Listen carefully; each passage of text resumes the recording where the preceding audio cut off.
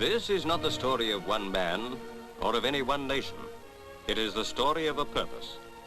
A purpose which demands of the youth of 12 free nations that they journey forth for a space from the peaceful scenes they know and love, the better that they may learn to protect them. The tasks ahead of this one young man are the common lot of all who would preserve a peaceful way of life against aggression. The oath he swears to his country is a token of something greater still. For the country he serves has already pledged her word in the cause of cooperation with other nations. The Anglo-French Treaty, signed at Dunkirk in 1947, paved the way for the five-power meeting in Brussels just 12 months later. Led by Monsieur Spark for Belgium, 5 nations there pledged cooperation in peace and mutual aid in war. Monsieur Bidault pledged the word of France, Joseph Beck, Luxembourg, Baron van Boetzelaar, Holland, and the late Ernest Bevin, Great Britain. Cooperation in peace. Helped by the tools of martial aid, the peoples of Western Europe toiled to rebuild their shattered culture. But in their hearts they knew that without lasting peace, reconstruction was meaningless.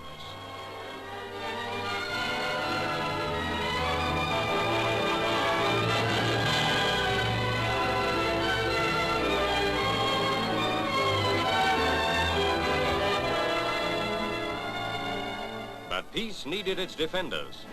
At Fontainebleau, Field Marshal Montgomery set up Western Union's military command. The roar of machines in ordnance factories made clear the fact that the nations which had pledged mutual aid were unafraid to shoulder the burdens of defense, if, by so doing, they could buttress the world's will for peace. The planning of collective defense measures involved a pooling of resources, and jet aircraft were one of the main British contributions in the field of supply. From this factory at Hucklecote, Meteor jet fighters, built at a rate of 1 a day, have gone in large numbers to France, Belgium and Holland. Nor has the answer to aggression been forgotten. Britain's twin-jet bomber, the Canberra, takes the air.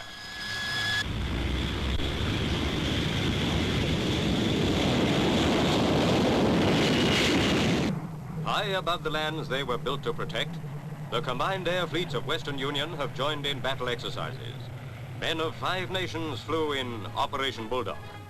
Airmen from Belgium, France and the Netherlands worked side by side with Britons in furtherance of their common cause.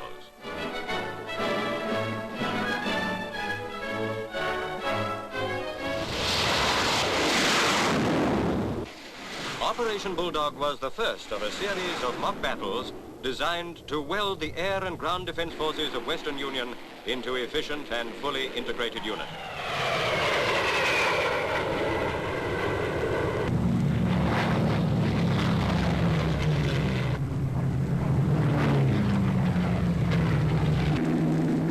None were more ready than the airborne troops of France in their understanding of what could be achieved by way of courage and unity of purpose.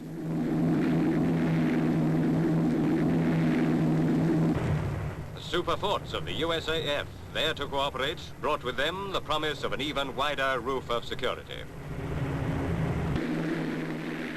On the flat plains of Westphalia, defense maneuvers have been watched by Generals Keithley and Lat de Tassigny.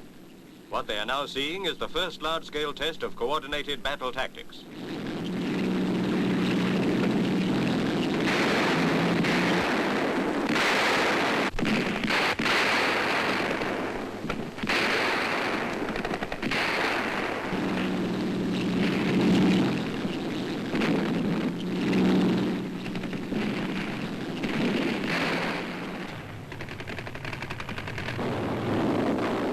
Field Marshal Slim watches a live ammunition attack on a dummy troop train.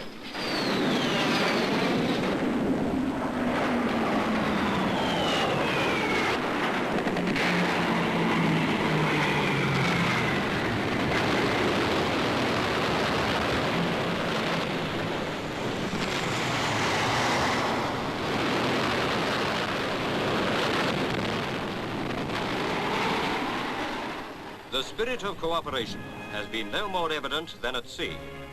On the waters of Mounts Bay, off Penzance, we see warships of 3 Western Union nations at anchor, prior to joining Belgian warships, already at sea, for combined fleet maneuvers.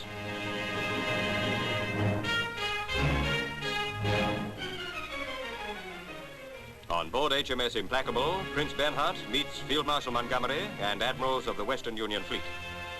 While the crew of the great aircraft carrier muster for divisions, the three admirals, MacGregor, Villinger, and Lambert, confer over their charts. Unity of purpose animates all who serve.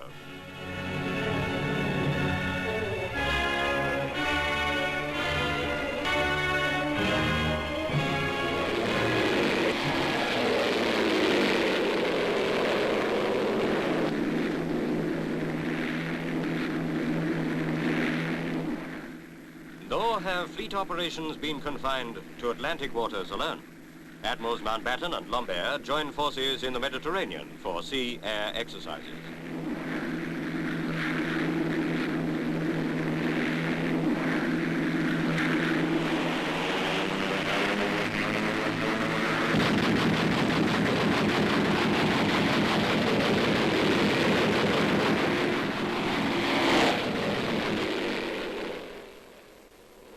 On April the 4th, 1949, powerful hands reached across the Atlantic when 7 great nations joined in concert with the 5 Western Union powers to safeguard the world's progress and peace.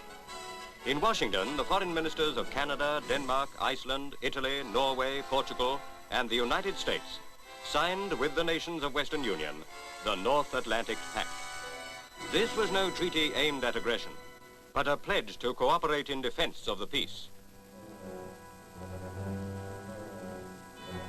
In the heart of Paris stands the Hotel Astoria, and it is in these quiet surroundings that the military command of the new organization has been set up. To work out the pattern of close cooperation in defense, there meet the representatives not of 5 nations, but of 12. Collective security. A new chapter in the history of free peoples is opened as General Eisenhower signs his assumption of command over the forces of NATO in Europe. For many months, the nations of NATO have been engaged in erecting for themselves a wall of security against any possible aggression. They have no aggressive intent or purpose of their own. They intend only to see to it that they may live peaceably and secure behind the arrangements that they collectively made. Today, another significant step was taken in this process of ensuring our collective security. This headquarters, formally and officially, assumed operational control and command of all forces allocated by our several countries to the defense of Europe. On the forces now at his command, the work of organization and training by Western Union has left its mark.